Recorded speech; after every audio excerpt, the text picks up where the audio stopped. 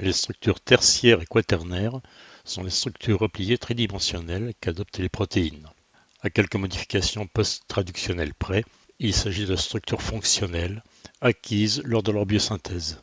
Dès le début de la biosynthèse d'une protéine sur le ribosome, ces groupements chimiques constitutifs entrent en interaction avec leurs voisins et avec leur environnement. La protéine se replie à mesure que sa synthèse progresse. On parlera de structure tertiaire lorsque la protéine est constituée d'une seule chaîne polypeptidique. L'atteinte de ce niveau d'organisation achève ainsi sa mise en forme tridimensionnelle. En revanche, si la protéine comporte plusieurs chaînes, celles-ci doivent entrer en interaction afin de former l'édifice macromoléculaire fonctionnel. On parlera dans ce cas de niveau de structure quaternaire. Seules les protéines formées de l'association de plusieurs chaînes polypeptidiques possèdent donc une structure quaternaire. On identifie souvent, entre les niveaux de structure secondaire et tertiaire, un niveau intermédiaire de structuration.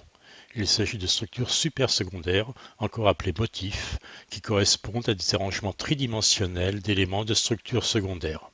Ainsi, deux feuillets bêta peuvent interagir pour former une superstructure appelée épingle à cheveux. On trouve encore des organisations plus complexes de structures bêta, rappelant celles des clés grecques, qui sont des motifs architecturaux ornementaux. Les motifs peuvent être homogènes ou bien formés d'éléments de structures secondaires de nature différente, comme ici des structures bêta-alpha-bêta ou bêta-bêta-alpha. Ce dernier arrangement est appelé doigt de zinc. Il est retrouvé dans de nombreuses protéines qui se lient à l'ADN. Certains motifs peuvent ainsi présenter par eux-mêmes une activité biologique. La combinaison d'éléments de structure secondaire engendre quelquefois des structures macromoléculaires fonctionnelles très complexes, comme ici un tonneau bêta, ou encore cette suite de motifs alpha-bêta dans le cas de la triose phosphate isomérase. La structure tertiaire d'une protéine désigne l'arrangement tridimensionnel de ses groupements constitutifs, incluant les éventuels ponts disulfures. Le rapprochement de domaines éloignés dans la structure primaire met en jeu tous les types d'interactions faibles et fortes existantes. Cela va des liaisons covalentes entre résidus cystéine pour former des ponts disulfures, aux interactions faibles type liaison hydrogène ou liaison de Van der Waals. Selon la nature des charges impliquées, on peut encore trouver des interactions ioniques attractives ou répulsives. Le processus de repliement qui se déroule lors de la biosynthèse peut être dirigé ou assisté in vivo par des protéines spécialisées appelées protéines chaperones.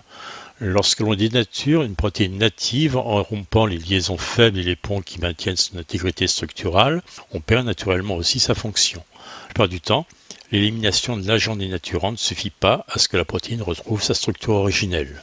Quelques règles président à la mise en place de la structure tertiaire d'une protéine. En général, la structure tridimensionnelle adoptée par une protéine est unique, souvent la plus stable. L'établissement des interactions entre éléments structuraux rend la protéine compacte.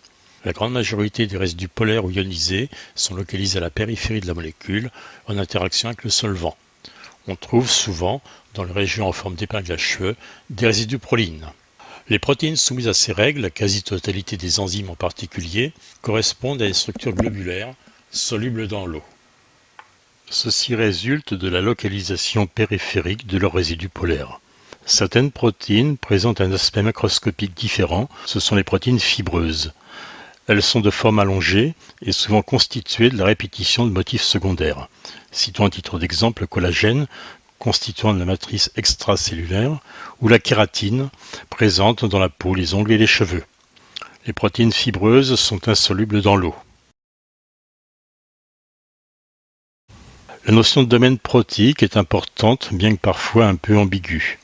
Les structuralistes définissent le domaine comme unité structurale capable de se replier indépendamment du reste de la protéine. En biochimie, les domaines correspondent à des régions protéiques dont la fonction est expérimentalement caractérisée, indépendamment de sa structure. En génomique comparative, les domaines sont des séquences de gènes issus d'un ancêtre commun. Les gènes sont dits homologues et rencontrés dans des contextes moléculaires différents. Ces trois définitions sont souvent compatibles car il existe une relation structure-fonction et que l'on définit ainsi la même entité, même s'il existe des exceptions. Ce schéma illustre la vision moderne selon laquelle la diversité des protéines existantes provient d'un répertoire limité de séquences génomiques qui se sont dupliquées et se sont combinées pour former ces assemblages de domaines protéiques. Une protéine constituée de différents domaines structuraux est à même de réaliser plusieurs fonctions distinctes. Un domaine peut par exemple correspondre à la fixation d'un ligand, à la reconnaissance d'un partenaire, à un ancrage membranaire, etc. Dans le cas de la GPDH, par exemple, qui est une enzyme glycolytique, chaque sous-unité est constituée de deux domaines. L'un correspond au site de fixation du cofacteur NAD+, l'autre étant le domaine catalytique, où va se produire la transformation chimique du substrat. Un autre exemple typique est celui des récepteurs transmembranaires. Ces protéines comportent généralement trois domaines. Un domaine extracellulaire qui joue un rôle de récepteur, un domaine intracellulaire au contact du compartiment cytoplasmique et un domaine intramembranaire, la plupart du temps structuré en hélice alpha.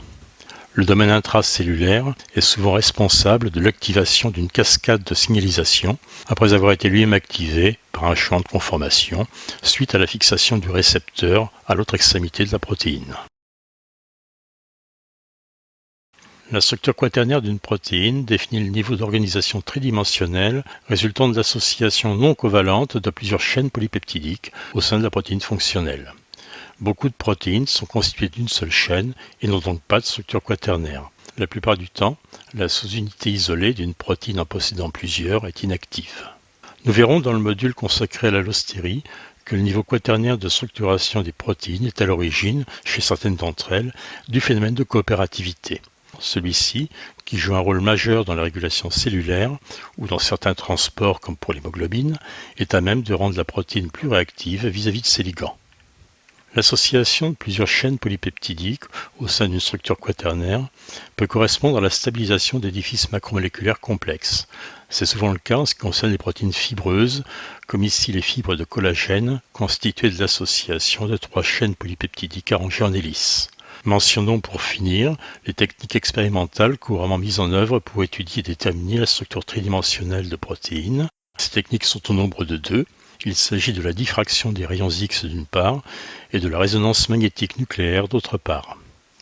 La diffraction des rayons X vise à obtenir des spectres de diffraction des atomes ordonnés de la protéine cristallisée. L'interprétation de ces spectres permet de remonter à la structure 3D de la protéine. Le facteur limitant de la technique est souvent la difficulté à obtenir des cristaux stables de la protéine.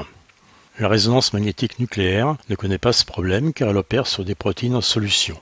Cependant, son emploi reste limité à des protéines de petite taille qui ne dépassent pas 25 000 daltons de poids moléculaire. C'est donc davantage le niveau de structure tertiaire que quaternaire qui est l'objet d'étude de cette méthode.